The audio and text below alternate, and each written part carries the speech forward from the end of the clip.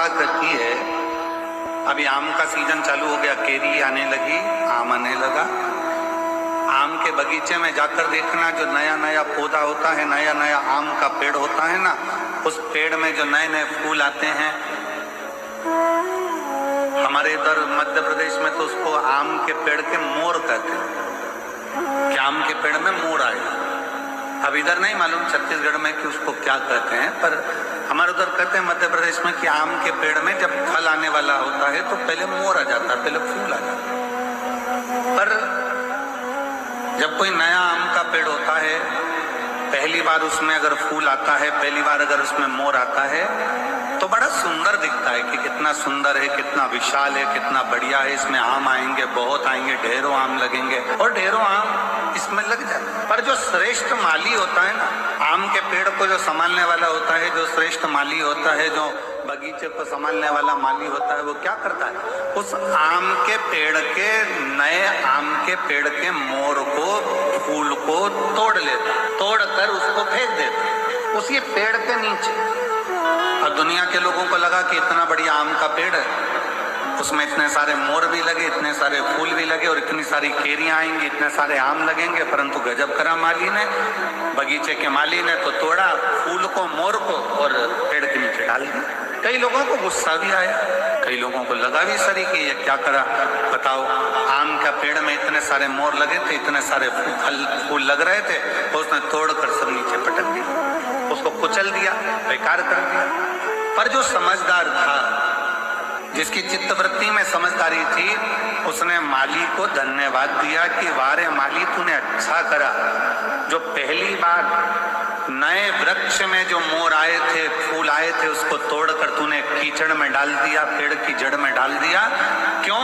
क्योंकि हमारा एग्रीकल्चर कहता है, हमारी प्रकृति कहती है कि नया पेड़ का फूल, आम के बगीचे में लगे नए पेड़ के अगर मोर को, फूल को तोड़कर फेंक दिया जाए तो दूसरी बार जो फूल आते हैं और दूसरी बार जो फल आते हैं वो अपार आते हैं, जिसको गिना भी नहीं जा सकता। इतनी कृपा के साथ में उसमें आम लगना चालू हो जाते हैं, उसमें फूल लगना प्रारंभ हो जाता है। अब जो लोग कहते हैं कि बड़ा भगवान दुख देता है, बड़े तकलीफ आती है, भगवान तकलीफ दे देते हैं, भगवान कष्ट देते हैं, भगवान दुख दे देते हैं, हम इतना पूजन करते हैं तो भी भगवान हमारी नहीं सुनता, हम इतना भजन करते हैं तो भी भगवान हमारी नहीं सुनता, हम भगवान को भक्ति करते हैं तो भी भगवान हमें कष्ट देता है। उसका कारण केवल इतना है, भगवान को धन्यवाद देना कि परमात्मा भी वो माली है, भगवान भी वो माली है। जैसे बगीचे का माली होता है, वैसे वो परमात्मा भी माली है। और परमात्मा यदि तुम्हें कुचल रहा है, परमात्मा थोड़ा कष्ट दे रहा है,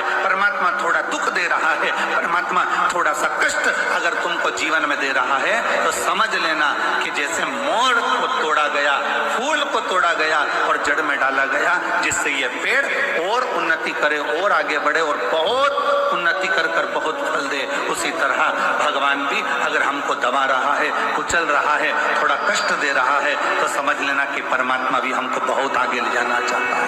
समझ लेना, परमात्मा भी हमको बहुत आगे तक लेकर जाना चाहता है, परमात्मा हमको बहुत दूर तक लेकर जाना चाहता है, परमात्मा हमको बहुत अग्रणता में लेकर जाना चाहता है।